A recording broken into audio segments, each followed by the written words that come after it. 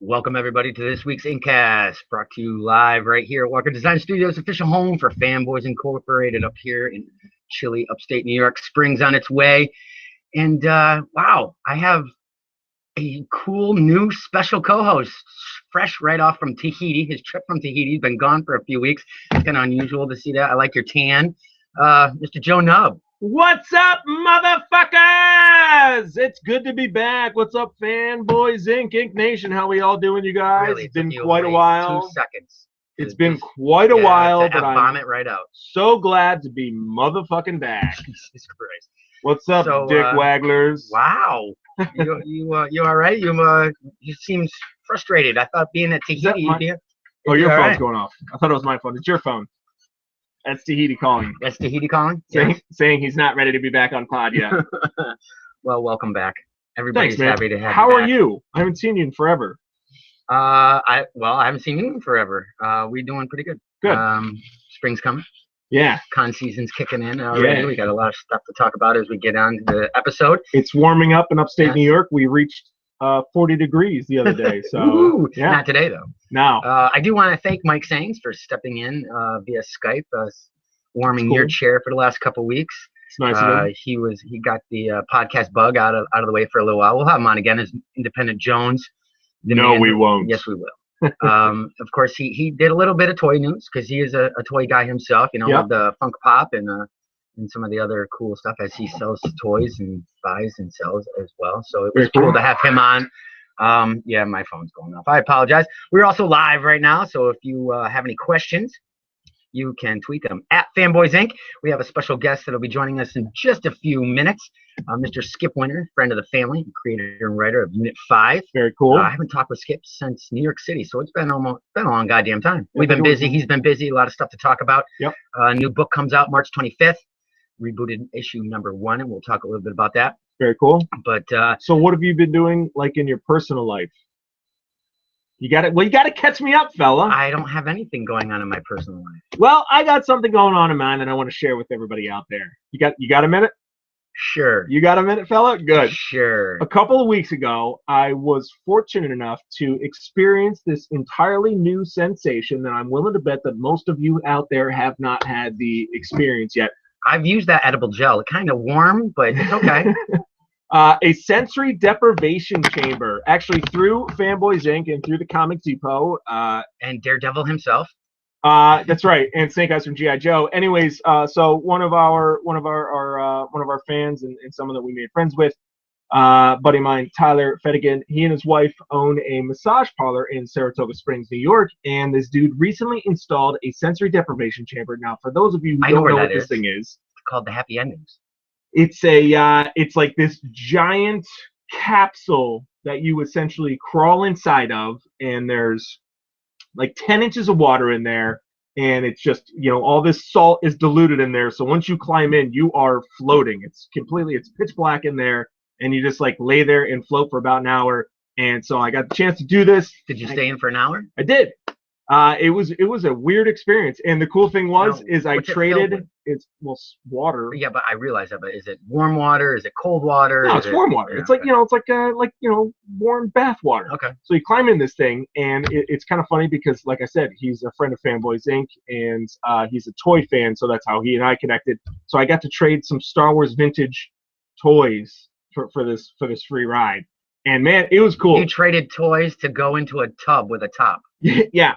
I gave him a 1985 vintage droids freaking Star Wars line, a C-3PO coin, and a 1989 Toy Biz Two-Face action figure to get in the tub here. It was a trip, man, because you're laying there and you're floating. Like, you get in, you don't know what the hell to expect. And I even hit the guy up too. I was like, hey man, should I bring like a bathing suit and a towel? He's like, and he texted me back. He's like, well, really the true way to get in is au natural. You get in bucko. Mine is telling you there's cameras inside the well, chamber. I even told him, I was like, hey, do me a favor, once you shut the door, turn the cameras off. I'd appreciate that. He's like, no chance, sucker. So anyways, man, no, but seriously, dude, it was cool. It was an interesting experience. You're floating there for an hour. It's fucking weird, dude, but it was really cool. And I get out, and it's supposed to relieve stress, helps with joint pains, things like that. And I got to tell you, too, like neck pain that I had, gone the next day.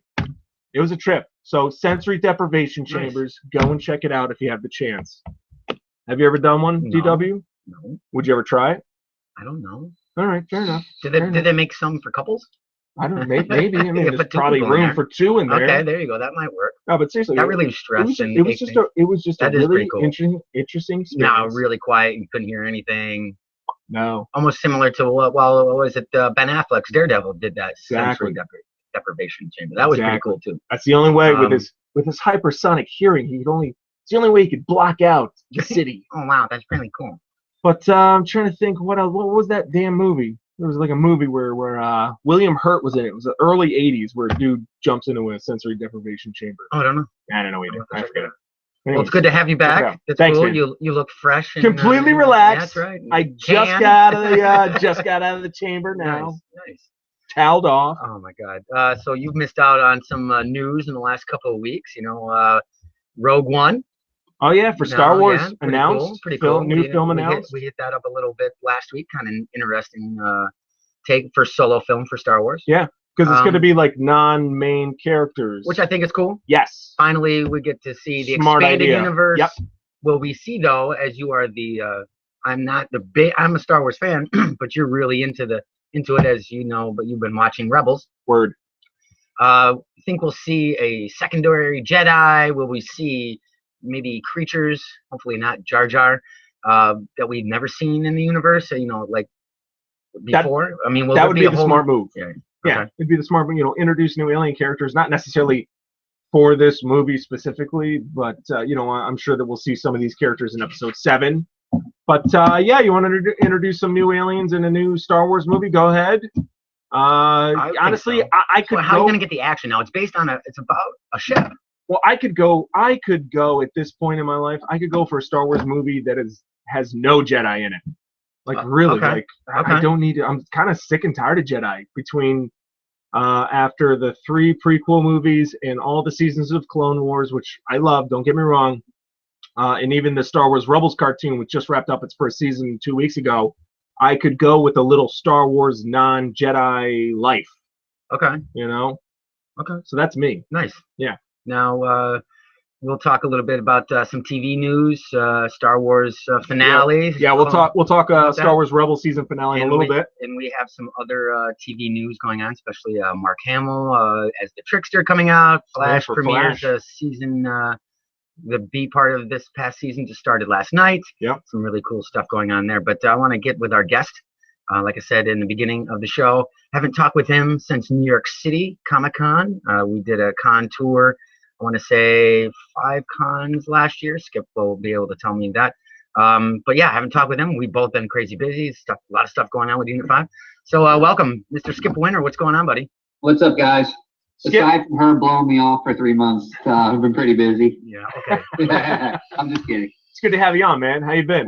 I'm good, guys. Yeah, it's good to at least chat with you guys. I know, we've got a lot going on over here. I know that Fanboys Inc. is blowing up, so I'm happy to be part of the extended family. So yeah, it's been good. Other than all the snow we have, I'm waiting for the snow to be gone. Yeah, about time. It's getting a little depressing. Well, that's just it, man. It's miserable out there. Yeah. Oh my God. Super cold today too. It's really windy here. It sucks. Yeah. Now where are you again? You're up in Maine, right? We're really windy here too. Really bad. I'm southern Maine, but not in the frozen tundra. I'm 45 minutes north of Boston. Oh, so okay. There you go. Not too bad. It's not that far. You know, like they actually have names of towns here instead of numbers, which is what happens when you get up. It's like RD37 is like just north or just south of the Canadian border. That sounds like a government testing facility. I thought that was prison block C. Well, exactly. I actually think it is a government testing facility. There's a lot of gamma radiation. Government testing facility / prison town. Oh yeah, there you go. Like Shawshank. That could actually be a really cool concept for Malone, a comic book. Malone is like major prison up there, and that's almost like a prison town up there. So that's kind of that. You almost like that. I have a friend that lives in Castine. Is that near you? What is it? No, I have no idea, dude. I'm a transplant, as they call you a blow-in if you're a transplant. Not from Maine. Right. There you go. Yeah. No, I'm here for for a few years till my kids graduate. I'm moving south. Nice, there you go. I hear you, man. I hear you. Get the hell out of Dodge. So, dude, man, what's been going on? I know I haven't talked with you in a while. I know we chat a little bit here and there. Since New York City, a lot of things blown up. If people haven't been aware, we had you premiered the world premiere by Brian Comic Head Feraldo in New York City. In the what do I want to say? The outcome was really good with that. We had a good turnout that night. It was fun. Yeah. What's happened since then? If they haven't seen the short film, the best way to do is to Google Unit 5 Drift. That's what I tell people, and then you can watch on YouTube. You can go over to Unit 5 comic.com. It should be right on the main page, right there on the front page as well. Nice. Perfect. Yeah, I mean, that the short film is I think key to the future of building the brand. And we've been lucky because we get to do a lot of things a lot of indie books don't. I mean, not many indie books have a live action comic book short. And along those lines, a girlfriend of mine, really smart girl, was like, you need to do a screenplay. I met with a film producer in New York City, because everyone has always talked, feature film, franchise film possibility for Unit 5, and sure. Went to New York with my friend, and she introduced me to a film maker, and he's been to Sundance and all those types of things, and he just said, look, if you're going to shop this around to Hollywood, you need a screenplay. So what her idea was to reach out to the top film schools.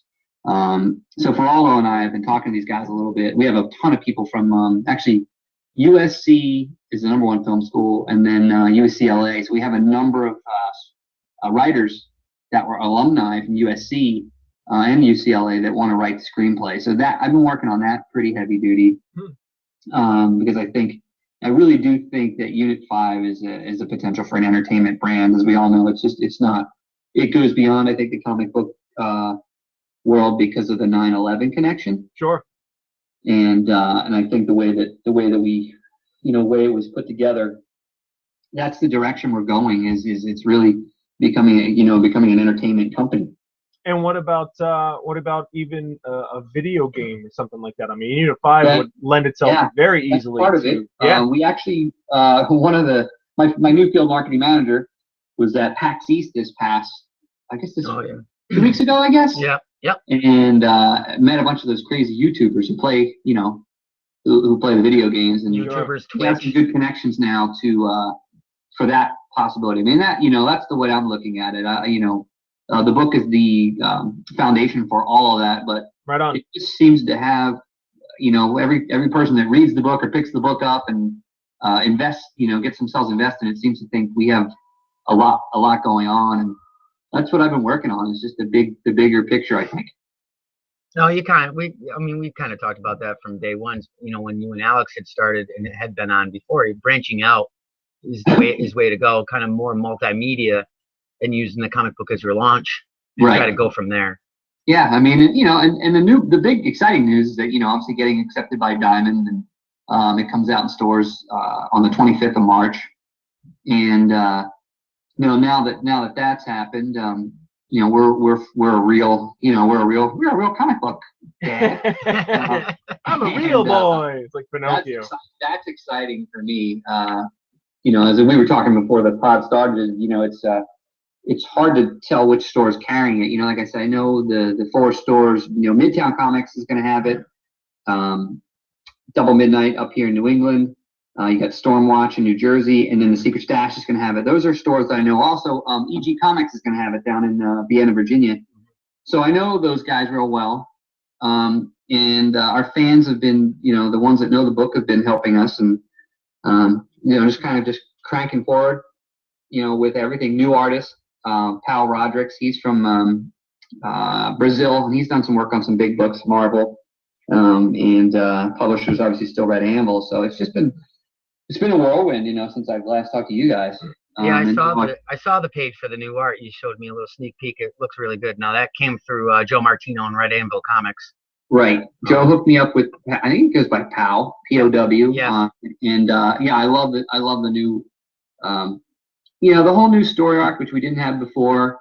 Everyone that's read issue 1 already and seen it loves the fact that we now have a story arc, and I think it's different from what we were doing before. But now I've written issue 2. That's in the works. You saw, like you said, you saw the cover. I posted the cover out there, and I think issue 2 is going to blow some people away, because I'm definitely, as Geraldo, one of my advisors, talking to Brian, Comic Head, my job is just to create chaos, and that's kind of what I'm doing.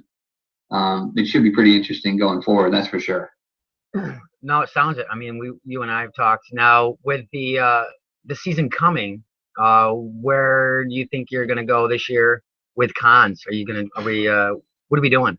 Well, the plan would be to do Granite Con, Baltimore. Baltimore's first, Granite Con, Rhode Island, and New York. I would say at minimum, and then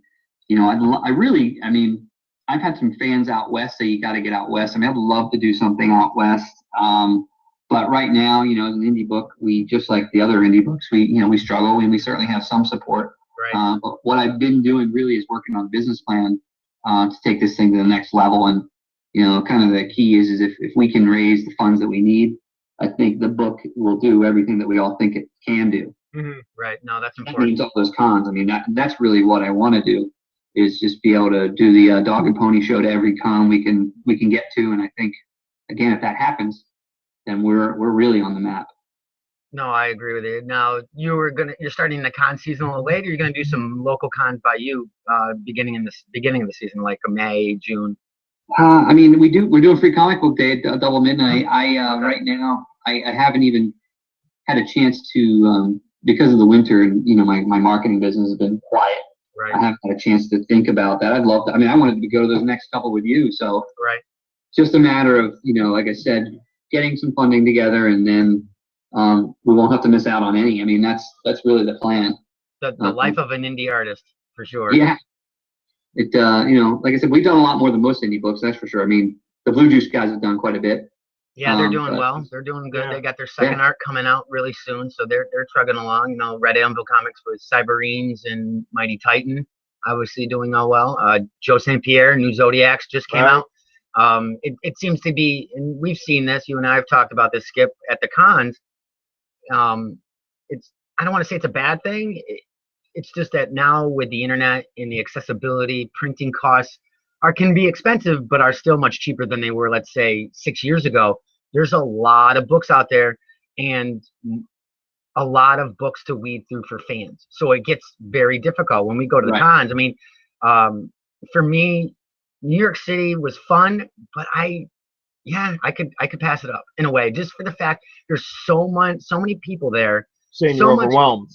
Not overwhelmed, just I'm not like in awe. Being overwhelmed is like, oh my God, you're crazy. It's just where you're overwhelmed with the amount of material out there. It's the amount that I miss also because of the crowds of people. So we don't, Skip and I, I get to leave the booth a little bit more than Skip does. Brian and I will go walk, and we'll go through small press, and I'm like, holy shit, it's almost a con itself. Right. And it just gets bigger and bigger and bigger. Yeah. It gets so much harder for the indie guy, whether it's Unit 5, whether it's Joe Martino, whoever, to get your book out there. And and I think you, Skip, would know.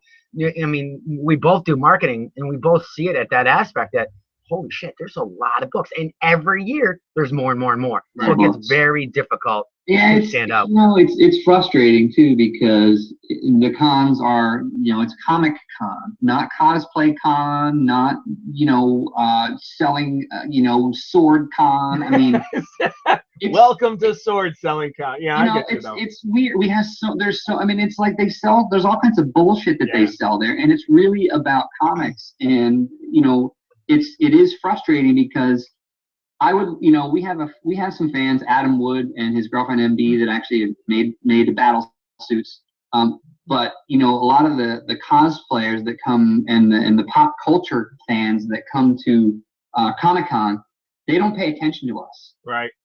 It's the real comic book fans that pay attention to the indie books, I think. The cosplayers are looking at all the top, the big three, and they kind of forget about us. I wish that the cosplayers, it would be cool if I was a cosplayer, do something indie based every time. You know what I mean? Right.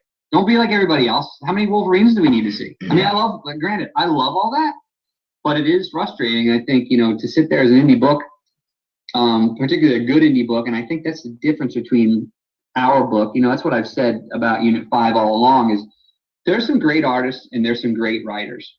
But I think what we have that's very different is our backstory. Right. And that's what you got that hook. Yeah, we have the hook, and that's what a lot of people said. That's why we've heard some pretty heavy duty people be like, listen, this has the potential to be the next big thing in comics or come from comics, because we have the born out of tragedy piece. We have I like it like Captain America, born out of political unrest. We have a real reality based event that happened that affected all of us, and a comic book is born out of it. Yeah. Everybody can relate to it. I think there's a lot of books out there, and like I said, no disrespect to anybody with writing skills or art. There's amazing of both, but they don't have the hook. Right. And I think that's what takes us to the next level. And that's important. Now, Skip, catch me and our listeners up to date. You're relaunching the new book. What's the difference between the old book, the new book? Catch me up to date. So, the old books, the first 3 we wrote, I was kind of green, writing a book. I was writing a book what I thought everybody wanted was, each one and done. So you read the story, you're done, you put it down, you're finished, 20 minutes. Yeah. Then we got some advice from a friend of ours, via Brian through Kevin Smith, and he was like, you need to reboot this thing with a story arc. And that was one of the things that everybody did say that. I was a little stubborn, I think. So rebooted with a story arc. It's much darker. You're going to see, originally when I wrote those first 3, I wanted it to be all ages and friendly and that kind of stuff, but that's not where we are, I think, in comics. Right. Unless you're reading Archie or whatever. Well, that's it's funny, like that kind of mentality was like 20 years ago almost. Yeah, right.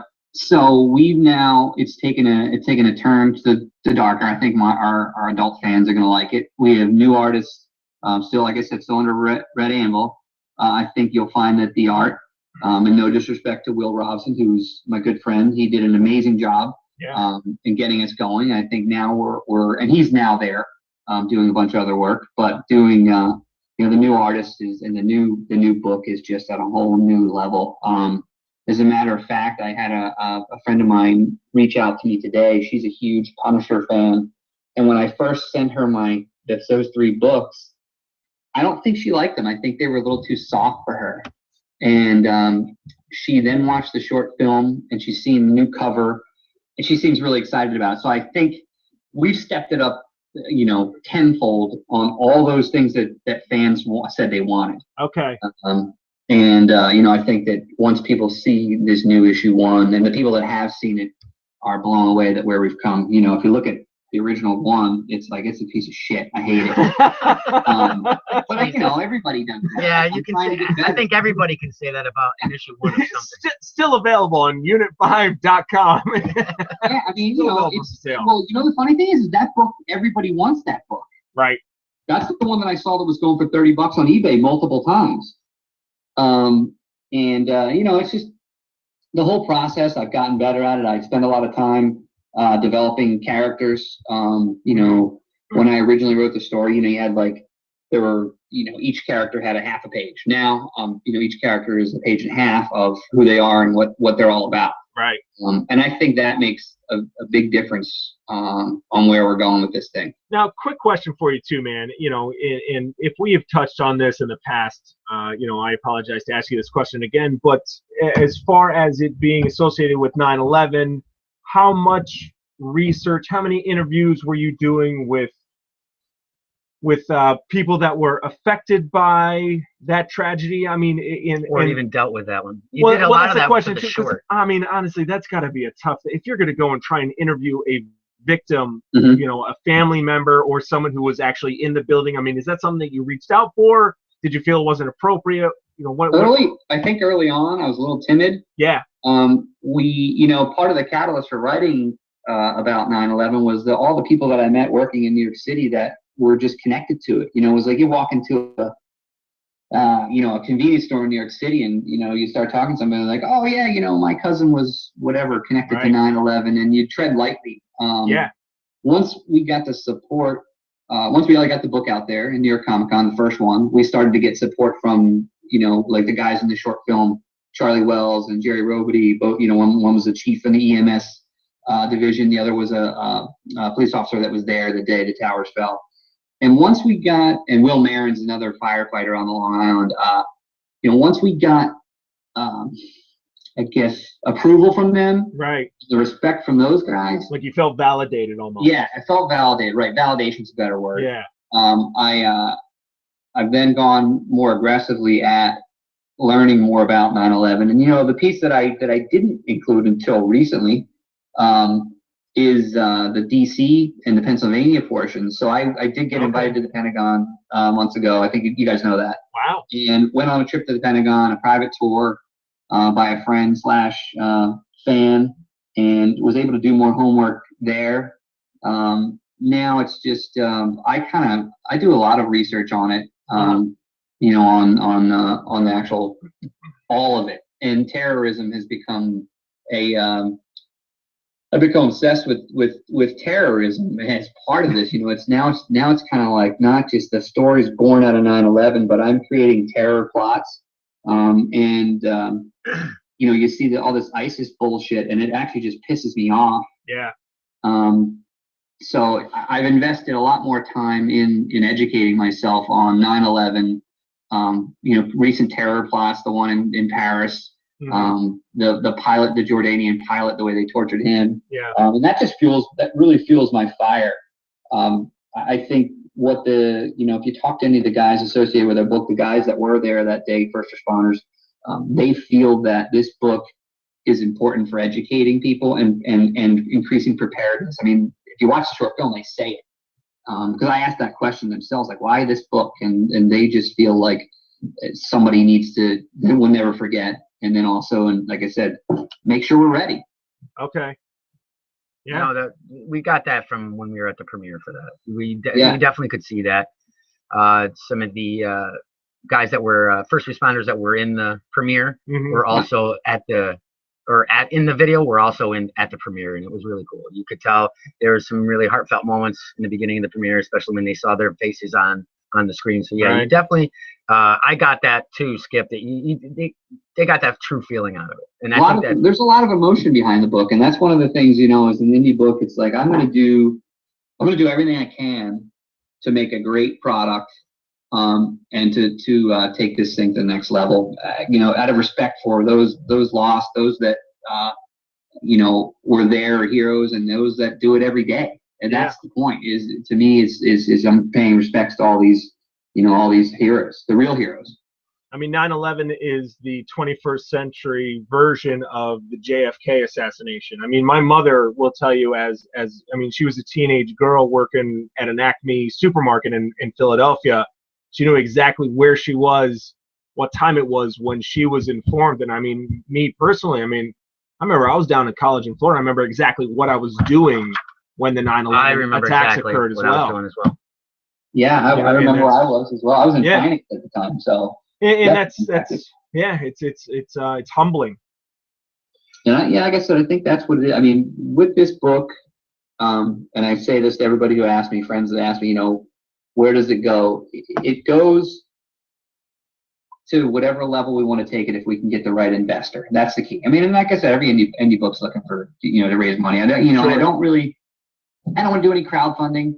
We need the right investor to step into this thing who believes in what we've done so far and it has, probably has a connection to 9/11 and wants to spread the word. I mean, one of the things I want to do, Herb, and probably with you, is I'd like to go into schools with us and a first responder and talk to kids about it, read the book. Okay. And educate them a little bit on 9/11. I like that idea. That's what I'd like to do going forward. Yeah, I'm up for that. Give back as much as we can. Now, so far, who's your favorite character to write? Or who's your favorite character overall in the book? Everybody says Drift. He's the snake eyes of the group. He's the badass. Yeah, he's the badass. Yeah, he's the badass. But I like villains. I'm drawn to the villains. Okay. Yeah. You'll see from the new arc. You'll see a new villain, Bubbles, actually. That is debuts in issue 2. But I've got some really cool. I I have some really cool villains that I think people are going to be blown away by. I mean, like I said, I was very heavily influenced by the Sinister Six, Spider-Man, and I'm just drawing the villains. Everybody loves a good villain. Oh yeah, yep. The hero is only as strong as his villain. Yeah, and I feel like I have more fun with the villains too. You know, I can, the Unit 5 characters are, other than Drift, who's a wild card, I think they have to be, they got to be heroes. They got to be upstanding. They have to make the right decisions. Not that they always will, but the villains, I can really make them fuck shit up. Well, that's it. Heroes, you're always going to be confined with what they can or cannot do. Yeah. Yeah. So no limits. There's no limits for the bad guys. No, true. Now, March 25th is issue 1, reboot. Yes. Issue 1 comes out in stores. Yep. Are we going? What are you doing, Scott? Are you going to go monthly, Skip? Are you going to go quarterly? What's quarterly? Quarterly. Okay. Quarterly. I'll go quarterly until we get more funding, and it looks like Scion will be helping us out again this year, which their part in the book was heavy duty in the beginning, and now they're kind of more. They're really more an advertiser / sponsor. Right. But yeah, quarterly is the way Joe and I talked about it, and I think that'll that'll keep people interested, because as you guys know, we did 3 books in 3 years, and we're able to stay alive. Now that we've got a real plan, a game plan, and we'll do quarterly, I think people are going to be jonesing for the book. I agree. Yeah, I mean, there's not too many companies out there that could say, we did 3 books in 3 years and it's still going. And still alive. Yeah. Scion's always been a big part of that as well. I mean, we get the cool car at the booth. I mean, so absolutely. And everybody says that hey, this is something that's totally different. I mean, people love our booth. Yeah. Now it gives you, it's legitimacy. Now if Scion will only let us wrap the thing. I want to wrap that car. I want to wrap that car so bad. Someday, like I said, if we get to push the envelope, but I'm definitely looking forward to this year con season for us and trying to do some more cons. It's fun. I mean, I love Herb. I talk to everybody. Oh yeah. I think that's a big difference between our booth, because you have, you've got me and Herb there, and you've got Comic Head, and we talk to everybody. I don't think that, Brian's the one that Brian's the one that talks to everybody. He does. Oh my God, that's too funny with him. Tell us that. Oh, I know, that's too funny. When we did the short video, if you guys haven't seen, we did a short clip of Brian and I doing our Con Chronicle podcast in New York City, and Brian just started pulling random people out of the crowd. It was funnier than hell. It was great. It was awesome. Great. I mean, I don't want to take up your whole pod today, guys, but I will say that I hope that people will give Unit 5 a shot. I think it's and I say this all the time, it's more than a comic book. It pays respect to like I said, the heroes of past and present heroes, and in my mind, and maybe it's my twisted mind, but it's my little bit of my way of slapping terrorism in the face, and I just hope that people, I ask that they like the Facebook page, which is facebook.com/Unit 5, and spread the word. I think that we should be, everyone should be interested in this book, because terrorism is alive and breathing everywhere. Yeah. And it's just, like I said, this book, and maybe in a small way, can help fight against it. That'd be cool. I think the school thing is going to be awesome. I like that idea. We'll have to talk about that a little bit more off pod. Yeah, that'd be great. I do like that idea. Yeah, that is a good idea. Skip, you're more than welcome to hang for a little bit if you'd like, unless you are on time constraints. If you're not, you can interject like always with us as we get into some of the news, and then at the end, we'll shoot out all your social media. I know you're on Twitter, Instagram, and Facebook. Yes. So if you want, Joe and I are going to get into some news really quick. So interject. I want to get into some TV news. What do you got? Flash. No, well, I didn't get the Agents of S.H.I.E.L.D. No, screw them. Yeah, whoa. I can say that. That's Agent for Murph. Carter. That's for Murph. Well, Agent Carter's over with. Where the hell have you been? I haven't been here for like 3 weeks. Actually, I haven't been here for a month. Warner Brothers and Jerry Bruckheimer Studios doing Lucifer. Some more news going on as Fox, that's the vertical title. Their version of Lucifer is based on the Neil Gaiman character, I believe. For Vertigo? Yes. For DC? Yes. Huh, okay. But they're going to be out on Fox. So there's some more news with that, as Tom Ellis is going to be the lead actor, which we kind of knew from for Lucifer. Who's Tom Ellis? Tom Ellis is a English-born actor known for, I believe it's the Buffalo Soldier out in 2001. Buffalo Soldier. I don't know that guy. Yeah. Minor actor, which I like. Right. Instead of getting a superstar. Right. Miranda in 2009, Vera Drake 2004. Misconception. Show me a picture. You don't need to see a picture to understand who he is. You haven't seen any of those movies. But what I'm saying is I think that's cool take on this. Yeah, it doesn't look familiar to me. Unfortunately, right now, it's only set for a pilot, which is the exact opposite of what they did, I believe, for Supergirl. It's already set for a series and already gone. And there's already an uproar about the way she looks. It looks like looks fine. Yeah, it looks like, people are complaining. Looks fine. Well, not the costume, what she wears as a news reporter, everybody's complaining she looks like Clark Kent with a skirt. And so it kind of, which is odd. I don't think this series is going to go well. Supergirl? I think this is their, I think this is it for them. And I think they expected this. So you're saying they just jumped the shark with Supergirl? It's a crime drama, and she's, let me put it this way, I'm probably not going to watch Supergirl at all. I probably will watch the pilot just to see. Yeah. But I'm not gonna, I'm not gonna be really impressed as far as I'm concerned. Because case in point, I gave you the Supergirl DVD from 1984 for Christmas, and I see it's still on your coffee table. No, you didn't. And it's plastic crap. You haven't even opened it. No, I didn't. That was a great movie, by the way. You know what though? But maybe the female fan will embrace that. Right? Sure. It could be. It could be. I hope. Smart move by DC. I think that is a smart move. I mean, it's females, especially young females. I have 2 daughters, and I seem to Unit 5 because of the female characters has a very big female fan base, as you guys know. I think if that's the case, that's fine as long as the writing's good. I've never been a big fan of anything on CBS. Granted, obviously you have the original Flash, the Big Bang Theory. Oh, with John Wesley Snipes or Ship. I mean, yeah, it was okay. Yeah, I know you love the costume. Love it. But if the writing's crappy, I've not, like I said, Big Bang Theory, I lost it after the 2nd season. Hate Big Bang Theory. You know what though? It's so funny because everybody asks. That's the #1 question I get from people. Hey, do you watch the Big Bang Theory? No. Because they equate you do a comic book, therefore. Yeah. It's like a logic question. If you write a comic book, you must like the Big Bang. I know we have it's weird. We get that a lot too, and I know. I don't know. I mean, it's a good show. It's a good show, but I just don't like it anymore. It's kind of run its course for me. Well, it's just that campy '90s formulaic sitcom. Yeah. And I know we've talked about this before on pod. That's the reason I don't like it. It's too. If they did it more kind of like an Arrested Development, where it's like I don't know, yeah, it's the Friends of comic books. Well, that's just it, man. Yeah, exactly. I guess we won't be getting Penny on the podcast anytime soon. Oh, was she due? Yeah, right. But if the writing's great, that's what's gonna save it. Right. I mean, if it's for girl listeners or watchers, that's awesome. I mean, that's a good move. But I'm not impressed with anything out of CBS, and so far, I'm not impressed with the storyline. It's like, I don't know. We'll see what happens. I will say if it does go, it stays for 1 season, then it's out. 6 episodes, 6 episodes gone.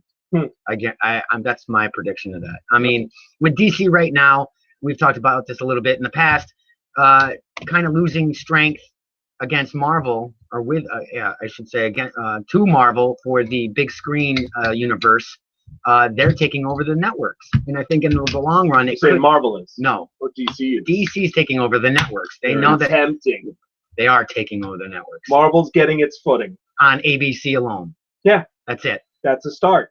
That's not a start. That's all that they need. No, that's not all they need. Their ratings are crap. Back me up. No. Wait, are they? I don't look at the ratings. I have no idea. The ratings are mediocre at best. Really? They have CBS, or they have CW now, CW, Fox, TNT, CBS, possibly something in the works for NBC. They're taking over the network stations. Right. Now with Walt Disney and Marvel, you have obviously you have ABC. Now that nothing's going to happen with ESPN. But if they can hang on a second, let's start spitballing ideas. Marvel's Arena football. I'd watch the shit out of that, and I don't even like sports. Are you kidding me? If they do get into NBC, then you tap into the MTV, in that starting the other cable networks that NBC owns or has, affiliates with. Sure. So that could work. I think that's their goal. They seem to know the formula for TV. They don't. I personally like the DC shows much better than the Marvel. I think a lot. It's a toss up. I mean, a lot of people are like, no, Agents of S.H.I.E.L.D. are great. I hate Arrow. Oh, I hate that show. I'm not a big fan of Agents of S.H.I.E.L.D. Yeah, but look at this way. Great. Flash is amazing. But also, Marvel has had far less experience True. and time with doing the TV shows. They're just, True. They've only had the experience of making. But why you're being no? Hold on, Skip. You're just being an ass. I know. I'm digging. But to be digging deep. No, but to be completely fair, I mean, yes, DC has had far more time and more success. Smallville. Do we even want to count Birds of Prey? I mean, what was that early? It was a fall. Mid 2000s? That was a failure. Right, but still, I mean, are we counting it as a full failure or as just sort of like, I mean, how long did it last? I didn't even watch the show. Didn't even last. I think that was when it was like 1 season or 2 seasons. I think that lasted a 6-episode, 1 season, and it wasn't even a full season. It was like a I half did of a watch season. Smallville, I can tell you that. You did? Yeah. Okay. See, I never personally got into it. What did it last? Like 8 seasons? 13 seasons? 10. Pretty good, dude. 10 seasons. I always like that. Huge run for a TV show. Yeah. Especially something superhero-centric when there were no other superhero TV shows on. And the formula for Arrow and Flash are both loosely based on Smallville. Right. They are modeling the same thing. It's the metahuman of the week. Right. It's mainly the Flash because of the romantic reactor. Angst, things like that. Right. I think that the budget has a lot to do with it, and I think that DC seems to have a handle on doing things. I don't know that they do it with any greater budget than the Marvel shows, but they just seem to do it right. And I don't like to see special effects that just completely suck. Right. I think that the DC shows, they do it. I mean, for the small screen, they do it a good job. Don't you think that's the problem? Tell me this, Skip. When we first saw Agents of S.H.I.E.L.D., I don't know why I'm talking more about Agents of S.H.I.E.L.D. on this podcast, but anyway. You really love it. I fucking hate it. Much like you love I'm sorry. I want to say this as a stipulation. If you love it, that's great. I'm not knocking people who don't like it, except for Sean Murphy. But when we first, and I think I've stated this before, when we first heard it, the first expectation is it's going to be Avengers-style type TV show because they own ABC. It's all one big happy company. No, they really dropped the ball in the first half of that season. They dropped the ball. But Skip brought up a good point. You would think with Disney, ABC, with Marvel money, you'd have a little bit better special effects. You'd have a little bit, Joss Whedon's writing the script. You'd have a little bit smoother per episode. I don't feel for the characters. The special effects don't even hold me anymore. I can go to CW. Yes, it's campy, but I'm also open-minded, and I've said this before. I know what I'm getting. I'm getting the tween formula. Right. You get 3 serious episodes, tween, 3 episodes, tween. Exactly. And it works. They got the formula down. I can overlook the tween parts of an episode to see the introduction of awesome characters, the backstory that's going on, the flashbacks with him being gone for 5 years. Right. They have that formula down. I feel for the character. The only problem is sometimes now Ollie is probably the most emotionally erratic, contradictive character I've ever seen in my life. It's 1 minute he's brooding, the next he's happy, now he's sad, now he's brooding again. I'm like, now they're losing grasp on Ollie. It's the Lazarus effect. Well, let me say this in defense of Agents of S.H.I.E.L.D. I mean, because we even discussed this at the start of the show, is like it might take them a little bit of time to get their footing. Sure enough, you might look back. Wait, what? 2 seasons to get their footing? No, in my opinion, I feel it was the first half of season 1 that was kind of wishy-washy. It was, and honestly, their special effects, they're fine. They did not use special effects all that often, but when Absorbing Man showed up, they did it just fine. Energy blast signatures, you know what I mean? Like the special one effects, character out of the whole season. right? But the special effects were fine. They just did not do them that much. And yeah, sure, we wanted to see more we wanted to see more supervillains, more like make it more like the movies. We want to see big blasts and I don't even care if they don't do that. But once it turned from post-Cap 2 world, where it was political intrigue and Captain betrayal America of and Thor Hydra, references all up the ass. honestly, I could even lose the Thor references. Lady Sif, who cares? But I felt the Cap 2 stuff and all of a sudden S.H.I.E.L.D. like completely falling apart. I thought that was really solid. And even season 2 that after this post hiatus break with the Inhuman stuff, that was cool. It was solid. It's okay. They just lost me. I don't know if they'll ever get me back at this point. I mean, plus we're getting Angar the Screamer for Marvelites, for casual comic fans or for hardcore comic fans that don't know who this guy is. This guy is such a cheesy 70s character. He literally, you go and look this guy up on Wikipedia, Angar the Screamer. He is a dirtbag hippie, long hair, bell-bottom jeans, and who's an Inhuman, obviously. Yeah, whatever. Not in the comics, I'll say that. No, I know that. Yeah, but his power is like he screams, and like him and his girlfriend, Mimi the Screamer, who later went on to be Songbird. Mimi the Screamer. Mimi the Screamer, a supervillain who later went on to become Songbird of the Thunderbolts, who is now like a central Marvel character, or at least she was for many, many years. That was his girlfriend at the time. They would go out and like rob banks. Rob a truck full of money, that kind of nonsense. Well, that's good. I mean, that's one good thing I have to say about the show, that they're using the B-rated, lesser-known characters, so fanboys aren't raging particularly about a character. Well, he doesn't look like that in the comics. Like, Creel was awesome. Right. I will give you that. We're getting bones thrown to us. Throw us a bone. Here we go. The fact that Kyle MacLachlan of Dune, The Doors, and Twin Peaks fame, he is Calvin Zabo. He is Mr. Hyde. Yes. So that's really cool. That's cool too. Cool. Yeah, because I need better writing around the entire show, though. Fair enough. Is that fair enough? That's fair. I mean, that's the thing. I mean, if you don't feel for the character, I could give a shit if Coulson dies again. Ouch. Yeah, he sucks. Yeah, but he was great in the movie.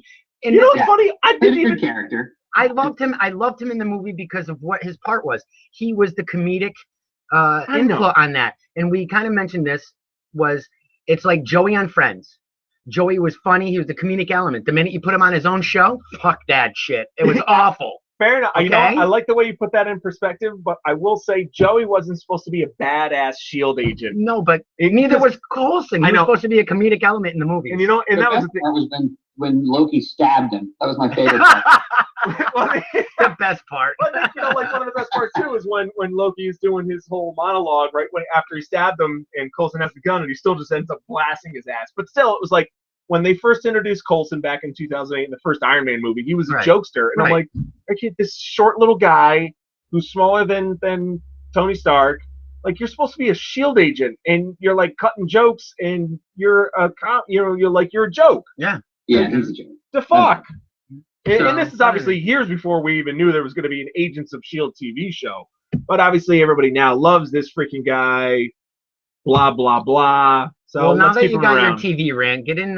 We've been missing some serious toy news in the last 2 weeks. I'm going to bow out, guys, real quick. All right, man. All right, man. Cool. But, I appreciate the time. I wanted to let the Fanboys Nation know that we were talking about Battle Cat earlier on, and I was like, who's going to play Skeletor? And I think Joe called for Gary Coleman. Gary Coleman. I said Gary Oldman. What you talking about, Skeletor? Oh my God! Holy crap! I'm not going to live that one down. Now, who did you say was going to play?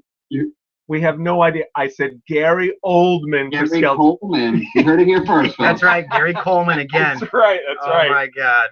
But who knows? Seriously, I had to end on that note because I was still snicking about that. But that's good, man. I'm going to hopefully see you guys. You got the Sip and Sketch coming up, and I want to be a part of whatever you guys are doing out there, and I'm sure I'll talk to you guys soon, and hopefully we get some new Unit 5 fans and spread the word. Awesome, sounds good, man. Thank you so much. Once again, Skip, where can they find you on Twitter, Instagram, and Facebook? Facebook.com/Unit5Comic, and then it's Instagram is Unit5Comic. And then Twitter is, I'm really slow with this stuff. What's Twitter? Unit 5 Comic. Unit 5 Comic, yeah. All right, man. All right, man. Thanks for chatting. Yeah, buddy. We'll talk to you guys soon. All right, man. Peace. Later, brother. Take care, guys.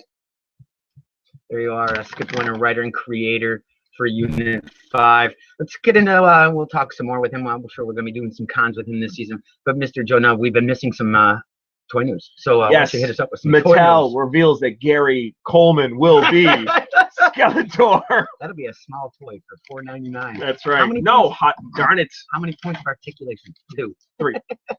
Let's see. Yeah, we saw a teaser image of Battle Cat a few weeks ago on Twitter. Came out there, and as far as I know, as far as I think all of us know, that's the only thing that we've seen so far. But Battle Cat did look cool. They even put him in sepia tone, so he looked quote unquote old-fashioned-y. So that's kind of cool. I was half expecting to see him like in a Wild West setting in a tourist town a la Lake George. What else do we have for toy news? Man, honestly, freaking Toy Fair was several weeks ago, and I have not been here since, so there's lots of toy news coming out of that. Rebels Wave 1, Star Wars Rebels action figures Wave 1 are showing up more and more. Check out Walmart and Targets. Walmart and Toys R Us's. And Wave 2, I've been seeing at Walmart and Target stores. So that's some of the words going around there. What else have we forgot? Transformers Combiner Wars. That's like kind of like the new line of Transformers action figures this year. Actually, in the comics, the first part of the Transformers Combiner Wars story arc starts today. So run to your local comic shop and pick up the first series of that. And the Combiner Wars action figures have been heading Target, Toys R Us, and Walmart's respectively. And this is kind of like the old 80s combiner figures where you got like one massive action figure for like you buy them for $25, and then you can assemble arms and legs for $12 a pop. 2 arms, 2 legs, forms a giant robot. Who doesn't freaking love that? Mix and match in parts. You can combine Autobots and Decepticons. Let's see what else, man. Spider-Man, Marvel Legends, Avengers Infinite Series Marvel Legends action figures have been coming out. Yeah, and that's actually my pick this week, is the brand new Spider-Man Marvel Legend action figure from Hasbro. Spider-Man or Daredevil? Spider-Man. Yeah. This is like, think of this as your brand new basic Amazing Spider-Man action figure. Super articulated, of course, a brand new sculpt. Actually, I'm sorry, mostly a brand new sculpt. New head. Yeah, we just started picking that apart literally. New torso. I think he's got new arms. No. I'm sorry. The arms and the legs, I want to say, are the same as Superior Spider-Man, which came out last year, which is totally fine. He has 6 interchangeable hands. He has 2 whipping hands, and two fists, and 2 sort of crawling on the side of a building hand. So his fingers are outstretched, his palms are open wide. So you can crazy glue them to your wall. You can if you want to. He also has an interchangeable head where half of his mask is up and he's smiling. He's a happy guy because he also comes with an accessory, a piece of pizza, which fits like perfectly. It does. It looks pretty cool. It's like dripping through his fingers. That's which cool. Is pretty awesome. And I will say, growing up reading Spider-Man comics, there have been several issues that I can recall where he's like, hanging on the side of a building eating a slice of pizza. So that's pretty cool. Nice job. Nice job, Hasbro. What else? Avengers Infinite Series 2 figures should be coming out soon. The Lego Simpsons? Lego Simpsons, Pooh's Quickie Mart just got revealed the other day by USA Today, I want to say. We also have an article on our fanboysinc.com page, so go over there and check it out. So last year we had the Simpsons home, and we got the Simpsons mini bag figures, minifigure bags last year, and now we're going to get some new minifigures this year, as well as a Pooh's Quickie Mart, which is freaking awesome. I mean, you're going to get everything. You're going to get Jasper frozen in the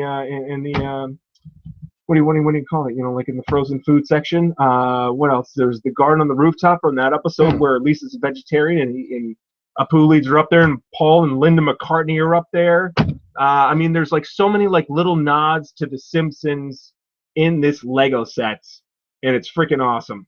I think the price point on that is like $200. Okay, but it's pricey. You get a lot, though. You get a lot. What? You get a lot. You get the entire. I want to say you get the entire Simpsons family. You get a Pooh, of course. You also get a police cruiser with Police Chief Wiggum in there, Clancy Wiggum. No Homer. No, you get Homer. Okay. I said you get all the Simpsons. I don't know if you get Maggie. Actually, I think you might just get Marge. They leave Maggie out. I know. You get Marge, Homer, Bart, Apu, Clancy, Wiggum. You also get Snake, the burglar, because he's always robbing. He's always robbing the Quickie Mart. That's cool. Crazy old Snake. A lot of toys coming out. A lot of toys. What else? I know, we'll man. Talk There's more so darn about much toys as you come back in the next week. We also have the toy show this coming April, which we'll be at, as we are guests there with Hacksaw Jim Duggan. Yeah. He's going to be the guest, one of the guests. He's Ron a local Mars. guy, isn't he? He's from Glens Falls, right? My dad went to school. I went to school with his niece. Oh, nice. Barbara Cuomo. Okay. What? No, what was her name? Is that her name? I think that was her name. Cuomo. Duggan. Anyway, but Ron Mars, Paul Harding, David Rodriguez. Who else we have? I believe Richard. No, not Richard this time. Ourselves and a few more. You can check out the guests over on our Facebook page at facebook.com/fanboys inc. Yep. We'll also have a banner up on our website, fanboysinc.com. Check it out there. That is the let's see, what exact date is that? I apologize. I don't know the date because the con season. April 12th?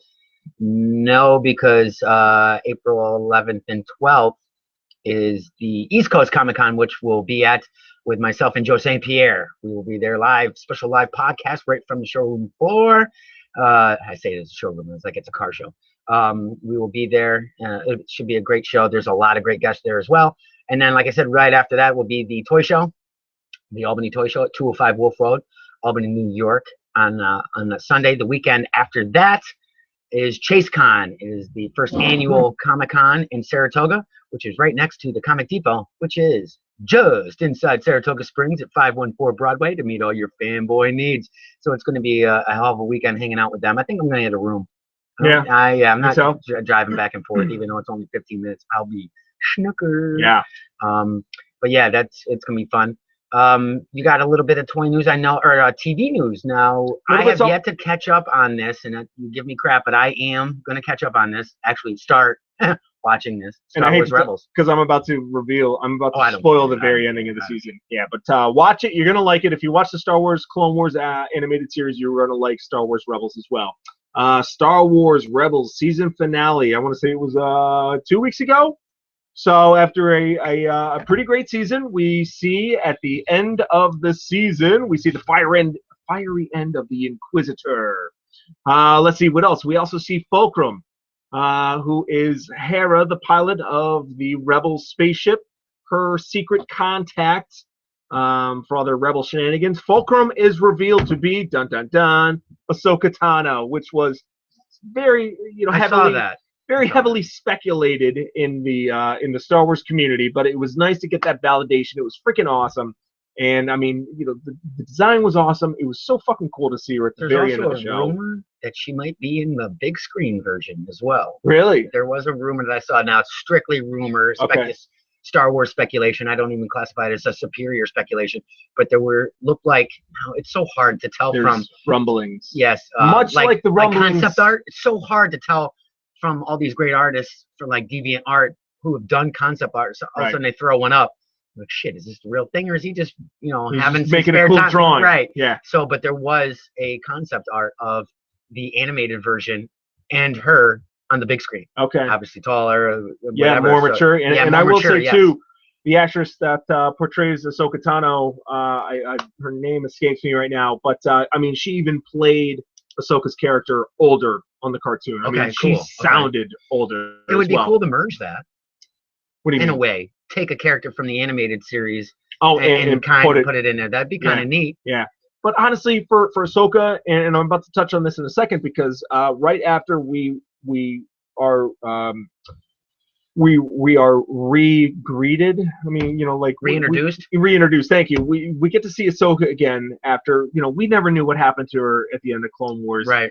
And so now all of a sudden, I always thought he was going to turn to Darth Vader and kill her. Well, here's the thing, so between the Clone Wars series and the Star Wars Rebels series, like obviously Episode 3 happened. So Anakin Skywalker falls from fucking grace. Ahsoka was his Padawan. Mm-hmm. She had left the Jedi Order previously to the Clone Wars series being over, and nobody knew what happened to her. She was gone. She took off on her own.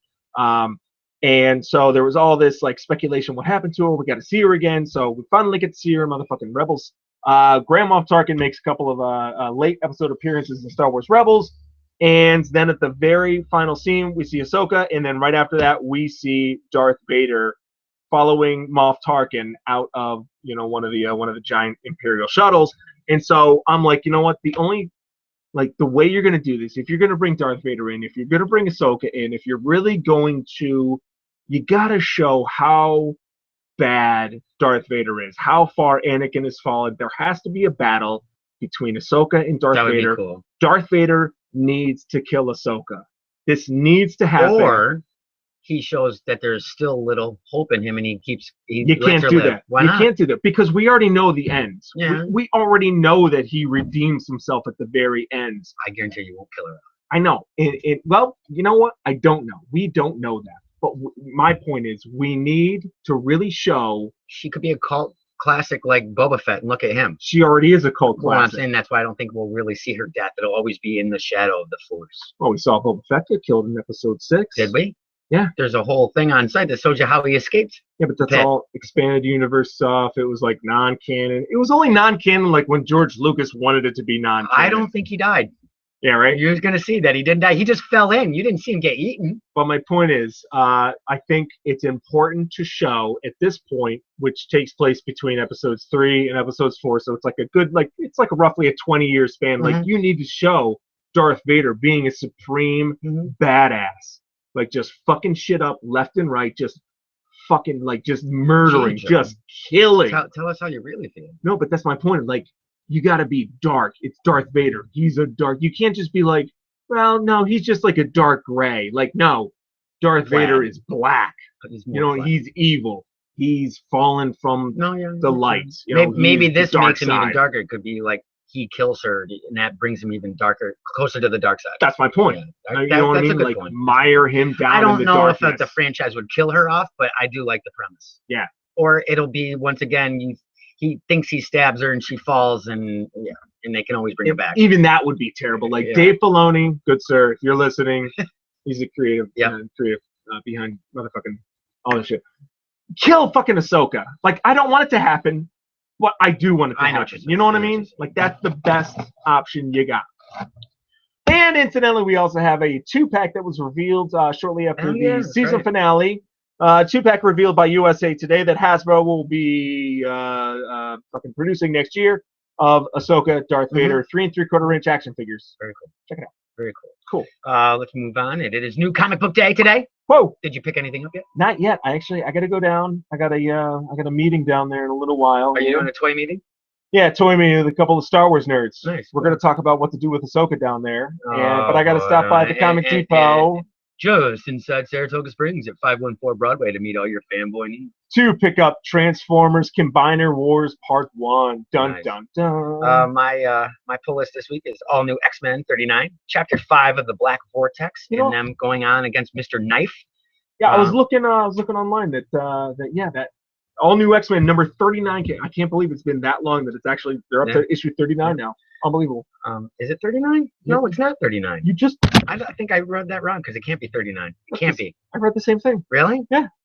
I might have wrote it down. It can't be 39. Well, maybe it could be. Yeah. But I think they were doing like a bi-weekly schedule. Yes. Yeah, it could be. Amazing Spider-Man. Sorry if I can't. It's 39. Amazing Spider-Man number 16. The Humberto Ramos returns.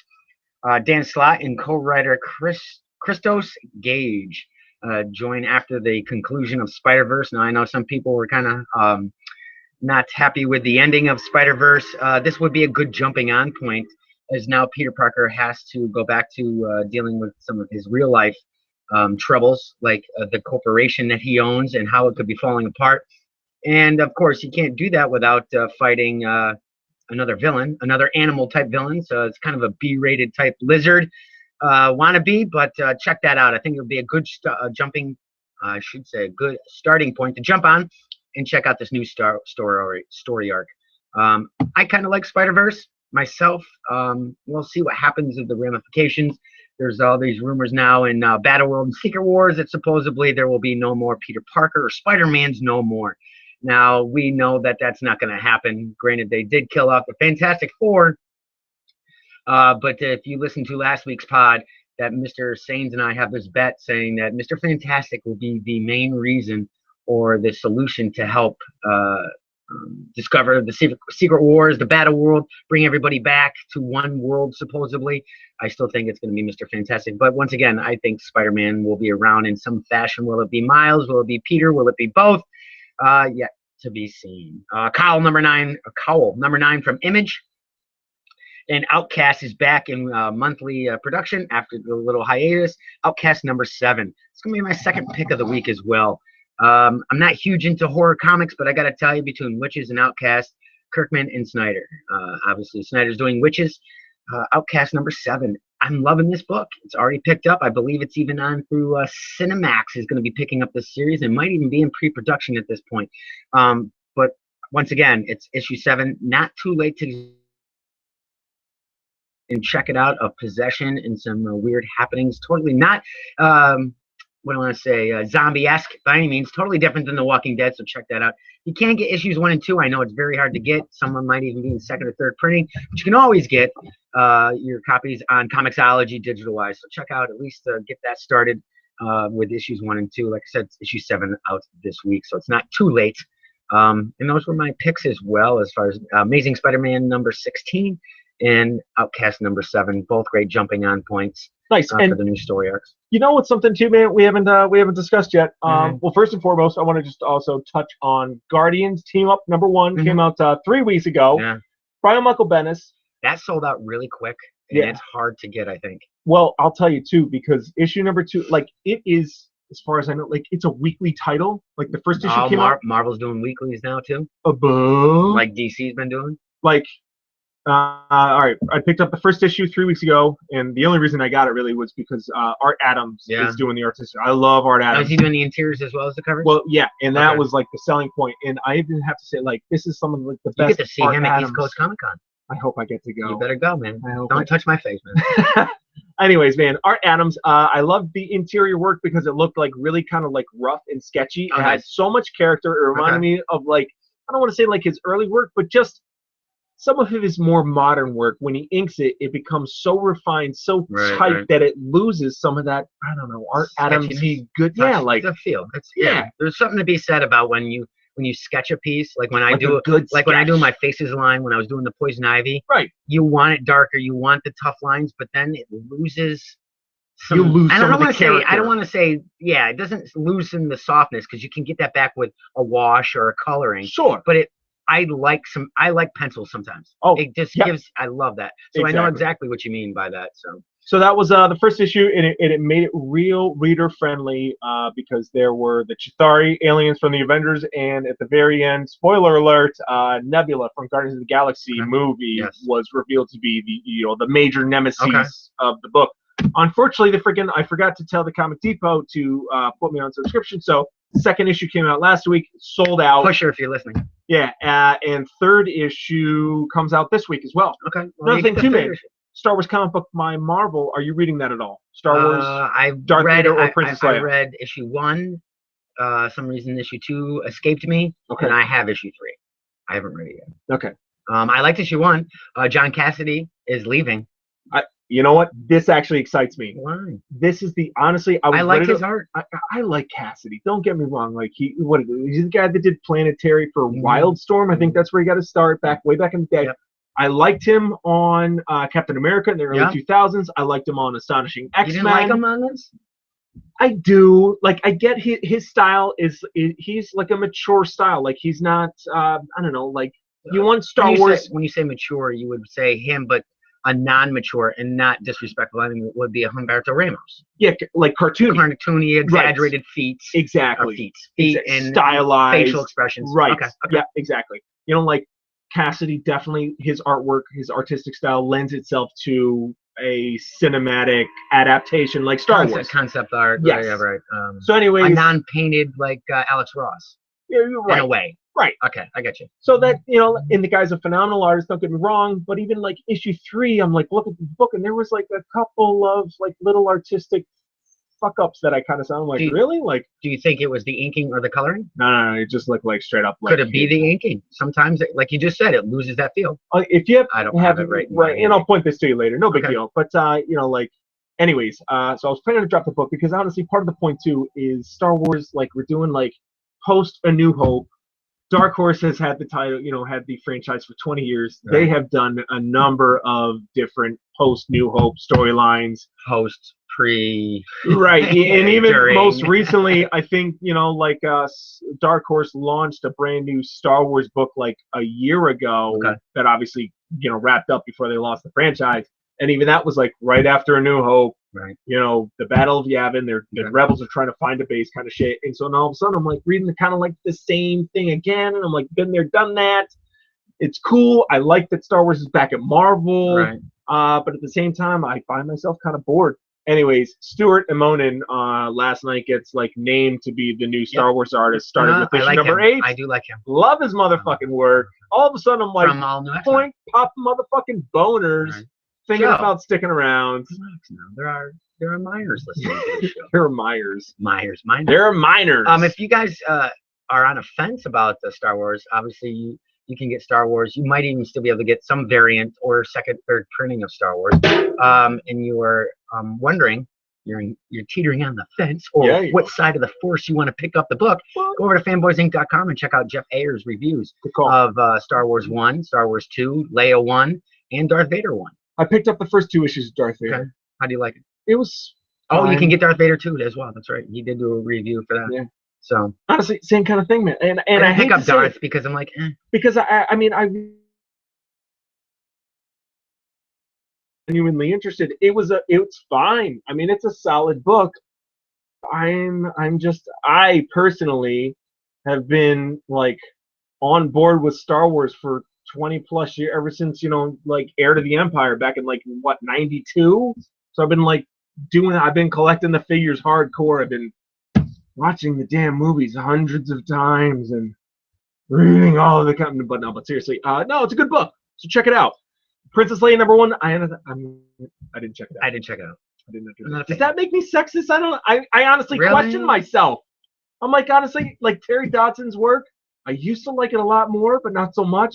Joe, you're worrying me. Don't question yourself. It's okay. You made a decision. Now deal with the decision. Just stick with it. Just stick with it. Don't, All right, like an adult. Right. All right. I'm gonna do that. I'm gonna be honest with you. Now, don't buy it digitally, because then you're just teeter-tottering. You're not kind of. No, I'm not gonna do it digitally. Don't do it. But anyway, guys, but it's at such a good price on the Marvel Comics app or Comixology on your smartphone. So yes, there's our picks. There was DW's Joe Nubb's Star Wars rant. Guys, thank you so much for listening this week.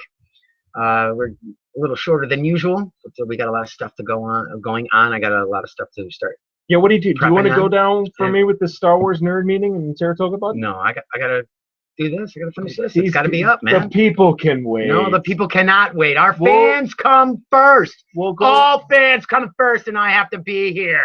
I wish.